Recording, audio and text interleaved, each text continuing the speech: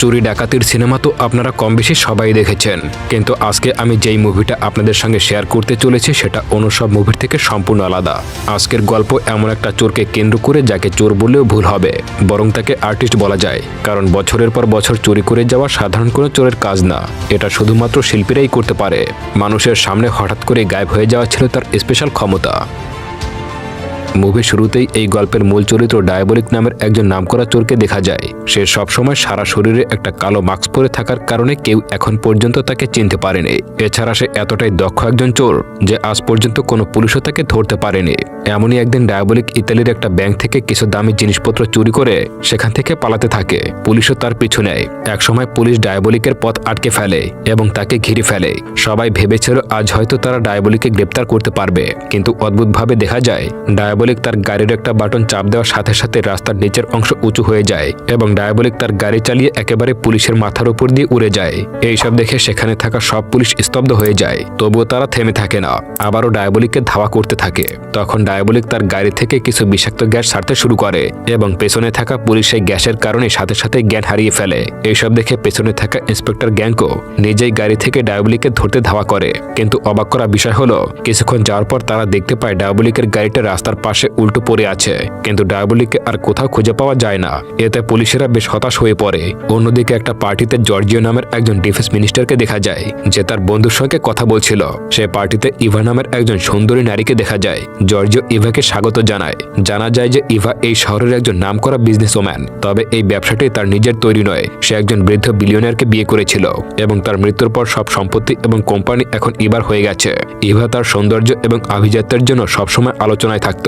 পার্টিতে সবাই ডায়াবলিকের ব্যাপারে কথা বলছিল এবং ইভাকে সতর্ক থাকতে বলে, কারণ ডায়াবলিক যে কোনো সময় তার সম্পদ চুরি করতে পারে। সবার মুখে ডায়াবলিকের বুদ্ধিমত্তার গল্প শুনে ইভার মনে তার প্রতি এক ধরনের কৌতূহলের জন্ম নেয়। পার্টির শেষে জর্জিও ইভাকে বাসায় পৌঁছে দেওয়ার কথা বললেও ইভা তা ফিরিয়ে দেয় এবং একা ফিরে যায়। পথে ইন্সপেক্টর গাঙ্কো ইভাকে থামিয়ে তাকে সতর্ক করে বলে যে ডায়াবলিক যে কোনো সময় তার উপরে হামলা করতে পারে। এই কথা শুনে ইভা কিছুটা দুশ্চিন্তায় পড়ে যায় এবং ইন্সপেক্টরের সাথে এই বিষয় নিয়ে আলোচনা করতে একটা রেস্টুরেন্টে আসে। ইভা জানায় যে তার কাছে একটা বিরল এবং মহামূল্যবান পিঙ্ক ডায়মন্ড রয়েছে।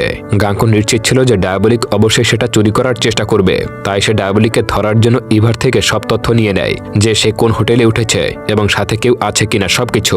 যাওয়ার সময় গাঙ্কো আবারও ইভাকে সতর্ক করে বলে যে সে যেন কাউকে বিশ্বাস না করে, কারণ তারা ডায়াবলিকের আসল চেহারা জানে না। সে হয়তো ছদ্মবেশে হোটেলের আশেপাশে বা ভেতরেই থাকতে পারে। এরপর সেই হোটেলে রবার্তো নামের একজন ওয়েটারকে দেখা যায়, যাকে বিশেষভাবে নিয়োগ দেওয়া হয়েছিল ইভাকে দেখভাল করার জন্য। একদিন চেঞ্জিং রুমে রবার্তো তার সহকর্মীদের সাথে ইভার ব্যাপারে আলোচনা করছিল, আর সেখানে একটা স্পিকার লুকানো ছিল, যার মাধ্যমে বাইরে বসে ডায়াবলিক তাদের সব কথা শুনে নিয়েছিল। রবার্তো যখন হোটেল থেকে বাড়ি ফিরছিল তখন হঠাৎ পেছন থেকে কেউ এসে তার উপরে হামলা করে দেয়। সে আর কেউ নয় বরং ডায়াবলিক। সে রবার্তোকে খুন করে লাশটা লুকিয়ে ফেলে। এরপর সে বাসায় ফিরে স্পিকারে রেকর্ড করা রবার্তোর কথাগুলো শুনে হুবহু তার মতো কথা বলার প্র্যাকটিস করতে শুরু করে। এখানেই প্রথম ডায়াবলিকের আসল চেহারা সামনে আসে। পরের দৃশ্যে এলিজাবেথ নামের একটা মেয়েকে দেখা যায়। সে দুশ্চিন্তায় ছিল, কারণ তার স্বামী ওয়াল্টার কিছুদিন ধরে বাড়ি ফিরছে না। এলিজাবেথ তার স্বামীকে খুবই ভালোবাসত, কিন্তু ওয়াল্টার কখনোই সে ভালোবাসার মূল্য দেয়নি। অন্যদিকে ইভা সেই হোটেলে চলে আসে এবং ম্যানেজার তাকে রবার্তোর সাথে পরিচয় করিয়ে দেয়। ইভা তার রুমে চলে যায়। ইভা যখন গোসল করতে বাথরুমে ঢোকে সেই সুযোগে ডায়াবলিক ইভার লকার খোলার চেষ্টা করে। সে দেখে ফেলেছিল ইভা তার ডায়মন্ডটি সেখানে লুকিয়ে রেখেছে। ডায়াবলিক অল্প সময়ের মধ্যে লকারটি খুলে ফেললেও ইভা বাথরুম থেকে বেরিয়ে আসায় ইভা তাকে দেখে ফেলে সে জিজ্ঞাসা করে ইভার কিছু লাগবে কিনা। ইভা না বলে সে রুম থেকে বেরিয়ে যায়। এদিকে এলিজাবেথ বাড়ি ফিরে দেখতে পায় তার স্বামী ওয়াল্টার তার জন্য অপেক্ষা করছে। এলিজাবেথ খুব খুশি হয়ে যায়, কিন্তু সে জানতো না যে এই ওয়াল্টারই হলো ডায়াবলিক। ওয়াল্টার জানায় সে একটা জরুরি কাজে এসেছে এবং এখনই তাকে চলে যেতে হবে। এলিজাবেথ তাকে ডিনার করার জন্য অনুরোধ করলেও সে রাজি না হয়ে চলে যায়। অন্যদিকে ইভা জর্জিওর সাথে দেখা করতে যায়। জর্জিও এবার কাছাকাছি আসার চেষ্টা করলেও ইভা তাকে পাত্তাই দিচ্ছিল না। আসলে জর্জিও এবার হবু বর, কিন্তু ইভা তাকে একদমই পছন্দ করত না। সুযোগ বুঝে ডায়াবলিক আবারও ইভার রুমে লকার খোলার চেষ্টা করে, কিন্তু ঠিক তখনই ইভা রুমে ঢুকে পড়ে। ইভার সন্দেহ হয় যে রুমে কেউ আছে। ডায়াবলিক পেছন থেকে এসে ইভার গলায় ছুরি ধরে তাকে ভয় দেখানোর চেষ্টা করে, কিন্তু অবাক করা বিষয় হলো ইভা মোটেও ভয় পায় না। সে জানায় যে পিঙ্ক ডায়মন্ডটি ডায়াবলিক চুরি করতে এসেছে। সে জানায় যে ডায়মন্ডটি ডায়াবলিক চুরি করার জন্য এখানে এসেছে সেটি আসলে নকল। ইভা আরও জানায় সে নিজেও জানে না আসল ডায়মন্ডটি কোথায় আছে। ডায়াবলিক প্রথমে বিশ্বাস করতে চায় না, কিন্তু ইভা জানায় নিজের সামান ধরে রাখার জন্য সে ওই নকল রিংটি পরে ঘোরে, কারণ আসল রিংটি সে অনেক আগেই বিক্রি করে দিয়েছে। দিয়েছে।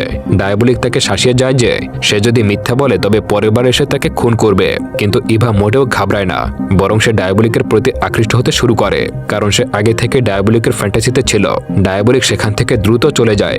এরপর সে তার গোপন ডেরায় গিয়ে রিংটি পরীক্ষা করে। দেখা যায় ইভা সত্যি বলছিল, ওটা আসলেই নকল ছিল। একদিন রাতে এলিজাবেথ অদ্ভুত শব্দ শুনে জানালার পাশে গিয়ে দেখতে পায় কালো পোশাক পরা কেউ একজন বাগানে ঘোরাঘুরি করছে। সে ভয় ওয়াল্টারকে ডাকলে ওয়াল্টার বলে এটা তার কল্পনা এবং এইসব ভুলে যেতে বলে। পরদিন সকালে ইভা দেখতে পায় ডায়াবলিক তার রিংটি ফেরত দিয়ে গেছে। ইভা অবাক হয়ে যায় যে সে কিভাবে রাতে এসে রিংটি দিয়ে গেল। সে রবার্তোকে ডাকলে ছদ্মবেশে ডায়াবলিক রুমে এসে ঢোকে এবং ইভার সামনে নিজের মাস্ক খুলে ফেলে। ইভাই প্রথম ব্যক্তি যাকে ডায়াবলিক নিজের আসল চেহারা দেখিয়েছে। ডায়াবলিক বুঝতে পারছিল যে ইভা তাকে বিশ্বাস করে, কারণ সে গতরাতে হামলার কথা কাউকে জানায়নি। ইভাও ডায়াবলিককে সামনে দেখে আবেগ নিয়ন্ত্রণ করতে পারছিল না এবং তারা ঘনিষ্ঠ হয়ে যায়। ইভা ডায়াবলিককে জিজ্ঞাসা করে সে এখন তাকে বিশ্বাস করে কিনা। ডায়াবলিক জানায় সে অনেক আগেই থেকে ইভার আশেপাশে ছিল এবং ইন্সপেক্টর গাঙ্গো সেজে ইভাকে সাবধানও করেছিল। ইভা ডায়াবলিকের নাম জানতে চাইলে সে বলে তাকে ওয়াল্টার নামে ডাকা হয়। ইভা তখন নিজের সমস্যার কথা জানায়। সে বলে জর্জিওর সাথে তার বিয়ে ঠিক হয়েছে, কিন্তু সে জর্জিওকে বিয়ে করতে চায় না। জর্জিওর কাছে ইভার অতীতের কিছু গোপন তথ্য আছে যা ফাঁস হলে ইভার সম্মান নষ্ট হয়ে যাবে, তাই জর্জিও তাকে ব্ল্যাকমেল করছে। এইসব শুনে ডায়াবলিক কথা দেয় যে 24 ঘন্টার মধ্যে জর্জিওর থেকে সব ডকুমেন্টস নিয়ে আসবো। তারা দেখা করার জন্য একটি ক্যাফে ঠিকানা দেয় এবং একটি বিশেষ কোড ঠিক করে যাতে ইভা ডায়াবলিককে ছদ্মবেশেও চিনতে পারে। এসব নিয়ে তারা কথাবার্তা বলছিল। অন্যদিকে সেই হোটেলের ম্যানেজারকে দেখা যায় যে রবার্তোকে কোথাও না দেখে বেশ চিৎকার চেঁচামেচি করতে শুরু করে। তখন রিসেপশনের লোকেরা তাকে জানায় যে রবার্তো অনেকক্ষণ আগে ইভার রুমে ঢুকেছিল, তবে তাকে সেই রুম থেকে বের হতে দেখা যায়নি। এই কথা শুনে ম্যানেজারের কিছুটা সন্দেহ হয়, তাই সে দ্রুত ইভার রুমে চলে আসে। আর ম্যানেজারের গলার আওয়াজ শুনে ইভা ডায়াবলিককে দ্রুত তার আলমারির মধ্যে লুকিয়ে ফেলে। এরপর সে এমন একটা ফান করে দরজা খোলে যেন সে ম্যানেজারের আওয়াজে ঘুম ভেঙে মাত্র ঘুম থেকে উঠেছে। যদিও সে ম্যানেজারকে তার রুমে ঢুকতে দিতে চাইছিল না, কিন্তু তবুও সে জোর করে তার রুমে ঢুকে পড়ে। আর কথা বলতে বলতে সে রুমটি চেক করতে শুরু করে। পাশাপাশি সে রবার্তোর ব্যাপারে জিজ্ঞাসা করতে থাকে। এটা শুনে ইভা জানায় যে সকালে রবার্তো ব্রেকফাস্ট দেওয়ার জন্য এসেছিল। তারপর থেকে রবার্তোর সাথে আর তার কোনো দেখা হয়নি, কিন্তু ইভার এই কথায় ম্যানেজার বিশ্বাস করতে পারছিল না। তাই সে ভালো করে সেই রুমে রবার্তোকে খুঁজতে শুরু করে। ম্যানেজারের এমন আচরণ দেখে ইভা বুঝে যায় যে ম্যানেজার সন্দেহ করছে। তাই সে ডায়াবলিককে বাঁচাতে তাকে সাউন্ড কোডের মাধ্যমে বোঝানোর চেষ্টা করে এবং ম্যানেজারকে কথার জালে ফাঁসিয়ে বাথরুম চেক করতে পাঠিয়ে দেয়। আর এই সুযোগকেই কাজে লাগিয়ে সে দ্রুত ডায়াবলিককে তার রুম থেকে বের করে দেয়। অন্যদিকে এলিজাবেথকে দেখা যায় সে ঘুম থেকে উঠেও আগের দিনের রাতের সেই ঘটনাগুলো ভাবতে শুরু করে। তার বারবার মনে হতে থাকে যে গতকাল সে কোনো কল্পনা করেনি, হয়তো ওটা সত্যি ছিল। আর তাই সে নিজের সন্দেহ দূর করতে আবারও বাগানে যায়। সে সেই গোপন রাস্তাটি খুঁজতে থাকে এবং অনেকক্ষণ পর সেটা ঠিক খুঁজেও পেয়ে যায়। এরপর হঠাৎ ঘাসের উপরে থাকা একটা বোতামে পা লাগলে সঙ্গে সঙ্গে উপরের ঘাসগুলো উপরে উঠতে শুরু করে এবং একটা আন্ডারগ্রাউন্ড রুমের দরজা খুলে যায়। এলিজাবেথ ভয় ভয় সেই রুমের ভেতরে ঢোকে। আর যখন সেই রুমের ভিতরে ঢোকে তখন সে ভয় চিৎকার করে ওঠে, কারণ সেই রুমে অনেক মানুষের মুখও সাজানো ছিল। এমনকি সেই জায়গায় নানা ধরনের কেমিক্যালও রাখা ছিল, যেগুলো দেখে এলিজাবেথের বুঝতে বাকি থাকে না যে এটা ডায়াবলিকের গোপন ডেরা। তাই সে দ্রুত পুলিশকে কল করে এবং সাথে সাথে ইন্সপেক্টর গাঙ্গো তার টিম নিয়ে সেখানে চলে আসে। এরপর তারা তদন্ত করে বুঝতে পারে যে এলিজাবেথের স্বামী ওয়াল্টারই হলো ডায়াবলিক। অন্যদিকে ডায়াবলিককে দেখা যায় সে রাস্তা দিয়ে আসার সময় তার গাড়িতে থাকা একটা বোতাম চাপার সাথে সাথেই পাশের পাথর উঠে গিয়ে একটি নতুন রাস্তায় ঢুকে পড়ে। আর এইসব কিছু ডায়াবলিক তার কাজের জন্য বুদ্ধি করে বানিয়েছিল। এরপর সে সোজা সেই পথ ধরে সেই গোপন রুমে চলে আসে, কিন্তু সে তো এখনো বুঝতে পারেনি যে গাঙ্গো আগে থেকে সেখানে বসেছিল। তাই যখনই সে রুমে ঢোকে তখনই সাথে সাথে গাঙ্গো এসে তাকে অ্যারেস্ট করে ফেলে। এদিকে পরদিন সকালে ইভা সেই ক্যাফেতে চলে আসে এবং ডায়াবলিকের জন্য অপেক্ষা করতে থাকে। কিন্তু অনেক সময় পেরিয়ে গেলেও যখন ডায়াবলিক আর আসে না তখন ইভার মন খারাপ হয়ে যায়। সে ভাবতে থাকে হয়তো ডায়াবলিক তাকে ইগনোর করে ইচ্ছা করেই আসেনি। এরই মধ্যে আশেপাশে থাকা লোকজনের গল্প শুনে দ্রুত একটা খবরের কাগজ খুলে দেখতে পায় ডায়াবলিককে পুলিশ অ্যারেস্ট করেছে। অন্যদিকে সেদিনে ডায়াবলিককে পুলিশ কোর্টে চালান করে দেয়। ডায়াবলিক কোর্টে গেলে সেখানে ইভাকেও দেখতে পায়। সেখানে ইভা বারবার ডায়াবলিকের সাথে ইশারায় কথা বলার চেষ্টা করে, কিন্তু ডায়াবলিক খুব ভালো করেই জানতো যদি সে ইভার দিকে তাকায় তাহলে পুলিশ ইভাকেও সন্দেহ করবে। আর ডায়াবলিক নিজের কারণে ইভাকে কোনো ঝামেলায় ফেলতে চাইছিল না। এরপর দেখা যায় গাঙ্গোর সব প্রমাণ উপস্থাপনের পর জজ তাকে মৃত্যুদণ্ডের শাস্তি দেয়, কিন্তু দেখা যায় এই কথা শুনে ডায়াবলিকের মুখে কোনো ভয় দেখা যায় না। এরপর ইভা সেখান থেকে বেরিয়ে দেয়ালের কাছে চলে আসে এবং ওখানের 3 নম্বর ইট প্রেস করার সাথে সাথে অদ্ভুত একটা দরজা খুলে যায়। আর সেখানেই সে একটা গাড়ি রাখা দেখতে পায়। আর সেই গাড়িতে করে সোজা ডায়াবলিকের গোপন ডেরায় ঢুকে পড়ে। সেখানে রাখা 2টো কেমিক্যালের বোতল নিজের সঙ্গে নিয়ে নেয়। তবে প্রশ্ন হলো ইভা কিভাবে ডায়াবলিকের এই রহস্য সম্পর্কে জানতে পারলো, সেখানে কি করতেই বা আসলো। এখানে জানা যায় যে সেদিন কোর্টে ডায়াবলিক ইভার দিকে না তাকালেও তার চোখের পলক ফেলার মাধ্যমেই সেই কোড ল্যাঙ্গুয়েজে তাকে অনেক অনেক কিছু জানিয়েছিল। আর সেই মতোই ইভা ওই জায়গায় গিয়ে কেমিক্যালগুলো নিজের সাথে করে নিয়ে আসে আর সেখান থেকে বেরিয়ে সোজা জর্জের অফিসে চলে আসে। জর্জিও বুঝতে পারছিল না যে ইভা হঠাৎ করেই কেন তার সঙ্গে দেখা করতে আসলো। এখানে ইভা জর্জিওকে রিকোয়েস্ট করে ডায়াবলিকের মৃত্যুদণ্ড আগে তার সঙ্গে একবার দেখা করার জন্য, কিন্তু জর্জিও জানা এটা করলে তার অনেক কৈফিয়তের সম্মুখীন হতে হবে, তাই সে রাজি হচ্ছিল না। কিন্তু ইভা তো পণ নিয়েছিল, তাই সে কিছুতেই ছাড়ছিল না। সে ভালো করেই জানতো জর্জিও যেহেতু ডিফেন্স মিনিস্টার, তাই সে চাইলেই তাকে ডায়াবলিকের সাথে পরিচয় করিয়ে দিতে পারবে। এখানে সে তো একেবারে জর্জিওকে ইমোশনাল ব্ল্যাকমেল করতে থাকে যে তার হবু বউয়ের অনুরোধ রাখতে পারছে না, তাহলে সারা জীবন কিভাবে খুশি রাখবে। এমনকি সে তো এমন একটা শুরু করে দেয় যে সে যেন জর্জিওকে ভালোবেসে ফেলেছে। আর তার এমন নরম কথাবার্তা শুনে জর্জিওর মন গলে যায় আর শেষমেশে ইভার কথায় রাজি হয়ে যায় এবং জানায় যে যদিও সে ডায়াবলিকের সঙ্গে দেখা করাবে, কিন্তু তার সাথে এটাও বলে যে সে ইভাকে একা ছাড়বে না, সে নিজেও তার সঙ্গে সেখানে যাবে। আর ইভাও তাতে রাজি হয়ে যায়। এরপর তারা দুজন ডায়াবলিকের সাথে দেখা করতে সেলে চলে আসে। সেখানে অনেক সময় কথা বলে তারা দুজনে বেরিয়ে আসে। পরদিন সকাল হলে দেখা যায় ডায়াবলিকের ফাঁসির জন্য প্রস্তুতি নেওয়া হচ্ছিল। আর এখানে ডায়াবলিককে গলায় দড়ি দিয়ে মৃত্যুদণ্ড দেওয়ার জন্য পুলিশ নিয়ে আসছিল। এরপর পুলিশ ডায়াবলিককে মারার জন্য জল্লাদের সামনে এনে সেখানে হাঁটু গেড়ে বসিয়ে দেয়। তবে এখানে ডায়াবলিক একেবারেই শান্ত হয়ে বসেছিল। তাকে দেখে বোঝাই যাচ্ছিল না যে তার মৃত্যু হবে, সে একেবারেই শান্ত ছিল। আর এসব দেখে গাঙ্গো খুবই কনফিউজড হয়ে যায় যে এসব কি করে সম্ভব। এখানে গাঙ্গোর পাশে থাকা একজন পুলিশ জানায় যে ডায়াবলিককে দেখে মনে হচ্ছে সে কোনো ড্রাগসের নেশায় বেহুশ হয়ে আছে। এমন কথা শুনে গাঙ্গো কিছুটা সন্দেহ করে। সে তখন চিৎকার করে জল্লাদকে থামতে বলে, কিন্তু অনেক দেরি হয়ে যায়। জল্লাদ ততক্ষণে ডায়াবলিকের গলা কেটে ফেলছিল।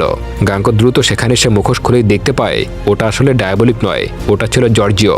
আর এইসব দেখে গাঙ্গো বুঝতেই পারছিল না যে এখন কি হবে, কারণ তাদের খামখেলির কারণে একজন ডিফেন্স মিনিস্টারের মৃত্যু হয়ে গেল। আর সেই সাথে ডায়াবলিকের মতো এত বড় একজন অপরাধী এভাবে তাদের ফাঁকি দিয়ে পালিয়ে গেল। এইসব দেখে সবাই শকড হয়ে যায়, ভাবতে থাকে যে এত কড়া নিরাপত্তার মাধ্যমে কি করে ডায়াবলিক সেই জেল থেকে পালিয়ে গেল। আসলে ডায়াবলিক আগে থেকে প্ল্যান করে রেখেছিল এবং ইভাও সেই অনুযায়ী জর্জিওর কাছে গিয়েছিল। ডায়াবলিক আগে থেকে তার সেই গোপন ডেরায় তার আর জর্জিওর মুখোশ বানিয়ে রেখেছিল এবং ইভাকেও সেই কেমিক্যালের সাথে সাথে সেই মুখোশগুলো নিয়ে আসার জন্য সেখানে পাঠিয়েছিল। আর সেই প্ল্যান মতো ইভা সেই মুখোশগুলো সাথে নিয়ে জর্জিওকেও ভুলিয়ে ডায়াবলিকের সাথে দেখা করাতে নিয়ে আসে। এরপর যখন তারা সেখানে যায়, ইভা পেছন থেকে সেই ড্রাগ জর্জিওর শরীরে পুশ করে দেয়। এমনকি তার কাছ থেকে ইভা সেই ইনফরমেশনগুলো কোথায় আছে সেগুলো খবর বের করে নেয়। জর্জিও জানায় সেগুলো তার পার্সোনাল লকারে লুকিয়ে রেখেছে। সেই সাথে ডায়াবলিক সেই লকারের পাসওয়ার্ড জর্জিওর কাছ থেকে জেনে নেয়। আর এর সাথে সেই অন্য ড্রাগসটাও তার শরীরে পুশ করে দেয়, যাতে করে তার জ্ঞান ফিরে আসলেও তার সেন্স যেন কাজ না করে এবং কাউকে যেন কিছু না বলতে পারে আর কোনোভাবে যেন কারোর কাছ থেকে কোনো সাহায্য না নিতে পারে।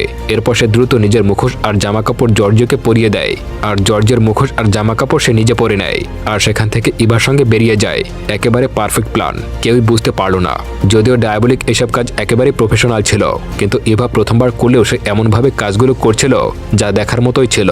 অন্যদিকে দেখা যায় ডায়াবলিক জর্জিওর মাস্ক পরে তার অফিসে ঢোকে এবং সেই লকার খুলে ইভা সেই গোপন ডকুমেন্টসগুলো নিয়ে নেয়। এরপর দ্রুত সেখান থেকে বেরোনোর চেষ্টা করে। এরই মধ্যে সেই অফিসে পুলিশ চলে আসে, কিন্তু তারা সেখানে ঢুকতে গেলেই দেখা যায় ডায়াবলিক তাদের সামনে দিয়ে বেরিয়ে আসে। কিন্তু তাড়াহুড়ার কারণে তারা ডায়াবলিককে চিনতেই পারে না। পরবর্তী সিনে দেখা যায় একজন ধনী মহিলা তার সব মূল্যবান জিনিসপত্র লকারে রাখার জন্য এসেছে। তার জিনিসগুলো অনেক মূল্যবান হওয়ায় সে সাথে করে সিকিউরিটি নিয়ে আসে। এরপর সে তার জিনিসগুলো কতটা সুরক্ষিত থাকবে সেটা জানতে সেই ব্যাংকের ম্যানেজারের কাছে গিয়ে দেখা করে। সেই ম্যানেজার জানায় তাদের এই ব্যাংকের দেয়ালটা 3টা পার্টে ভাগ করা আছে, তাই সেই 3 পার্টের দেয়াল ভেঙে কেউ ভেতরে ঢুকে চুরি করতে পারবে না। আর পাশাপাশি সেই লকারের চাবি শুধুমাত্র তার কাছেই থাকবে এবং সেই চাবি অন্য কেউ ব্যবহার করতে পারবে না। আর এত সব সিকিউরিটির কথা জানতে পেরে সেই মহিলা তার সব মূল্যবান জিনিসপত্রগুলো সেই লকারে রেখে দেয়। এরপর সে সোজা নিজের রুমে ফিরে আসে এবং সেখানে ডায়াবলিক আগে থেকেই তার জন্য বসেছিল।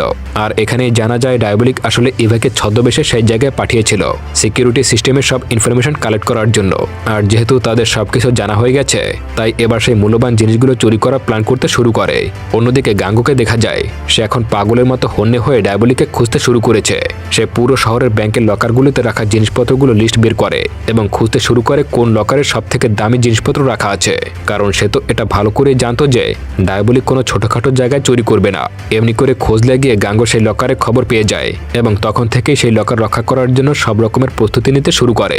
সেই সাথে তার পুরো টিমকে কাজে লাগিয়ে দেয় পুরো শহরের সব অলিগলি সহ শহরের আন্ডারগ্রাউন্ড টানেলগুলোতে নজর রাখতে, কারণ তারা কেউই জানে না যে ডায়াবলিক কোথা থেকে ঢুকবে। কিন্তু এদিকে ডায়াবলিককে দেখা যায় সে এতক্ষণে সেই ব্যাংকে ঢুকে পড়েছিল। তবে দেখা যায় এবার ডায়াবলিকের সঙ্গে সেখানে যেতে চাইলেও ডায়াবলিক তাকে সাথে না নিয়ে একাই চলে যায়, কারণ সে জানতো এই কাজটা খুবই ঝুঁকিপূর্ণ এবং সে কোনোভাবে ইভাকে কোনো ধরনের বিপদের মধ্যে ফেলতে চাইছিল না। এরপর ডায়াবলিক তার প্ল্যান মতো আন্ডারগ্রাউন্ড টানেলের মধ্যে ঢুকে ব্যাংকে ঢোকার জন্য যেতে থাকে। সেখান থেকে ঢোকার পথে সেন্সর লাগানো আছে। আর এবার ডায়াবলিক সেই সেন্সরকে ডাইভার্ট করার জন্য সেখানে থাকা পানির পাইপ ছেড়ে দেয়। আর সেই কারণে ওখান থেকে আসা জলের আওয়াজের জন্য ডায়াবলিক ভেতরে ঢুকলেও সেন্সর পানির আওয়াজে তার ঢোকার শব্দটা ডিটেক্ট করতে পারে না। এরপর অনেক সহজেই ডায়াবলিক সেই ব্যাংকের মধ্যে ঢুকে পড়ে আর সেখানে থাকা সবকিছু চুরি করে অন্য পথ দিয়ে সেখান থেকে বাইরে বেরিয়ে আসে। কিন্তু দেখা যায় সামনে কিছু পুলিশ সেখানে দাঁড়িয়ে পাহারা দিচ্ছে। ডায়াবলিক তাদেরকে মেরে সেখান থেকে পালাতে থাকে। তবে হঠাৎ করে গাঙ্গো তার সামনে চলে আসে এবং তাকে গান পয়েন্ট করে নেয়। এবার ডায়াবলিক কিছুটা ঘাবড়ে যায় এবং গাঙ্গো তার উপরে গুলি চালিয়ে দেয়। তবে ডায়াবলিককে মারার আগেই সেখানে ইভা চলে আসে আর গাঙ্গোকে গুলি করে দেয় আর দ্রুত একটি বোটে করে ডায়াবলিককে সেখান থেকে নিয়ে পালিয়ে যায়। যদিও সে ইভাকে দেখে কিছুটা অবাক হয়ে গিয়েছিল, তবে সে বুঝে গিয়েছিল যাই হোক ইভা তাকে একা ছাড়বে না। আর এখানে ডায়াবলিক শেষমেশ ইভাকে পুরোপুরি বিশ্বাস করে নেয় এবং তার সাথে চলে যায়। অন্যদিকে গাঙ্গো এই আহত অবস্থায় তাদের দাঁড়িয়ে দাঁড়িয়ে দেখতে থাকে, কিন্তু এই অবস্থায় একা একা তার কিছুই করার ছিল না। এরপর বেশ কিছুদিন কেটে যায় এবং একটা বোটে ইভা আর ডায়াবলিককে দেখা যায়। এখন তারা দুজনে অনেক সুখী দিন কাটাচ্ছে। এরপর দেখা যায় ডায়াবলিক ইভাকে সেই আসল পিঙ্ক ডায়মন্ডের রিংটা উপহার দেয়। তবে এখন ইভার আর এইসব ডায়মন্ডের প্রতি কোনো লোভ নেই। সে তো শুধু ডায়াবলিককে নিজের সাথে চায় সারা জীবন। তাই সে ওই রিংটা সমুদ্রে ছুঁড়ে ফেলে দেয় এবং ডায়াবলিককে জড়িয়ে ধরে। আর এমন একটা সুন্দর মুহূর্তের মাধ্যমে মুভিটা এখানেই শেষ হয়ে যায়। তো বন্ধুরা, এই মুভির আরও 2টা পার্ট রয়েছে। আপনারা যদি দেখতে চান কমেন্ট করে অবশ্যই জানাবেন। আর এই গল্পটা আপনাদের কেমন লাগলো তাও কিন্তু কমেন্ট করে জানাবেন। দেখা হচ্ছে পরবর্তী কোনো ভিডিওতে। ততক্ষণ চ্যানেলটি সাবস্ক্রাইব করে আমার সঙ্গেই থাকুন। ধন্যবাদ।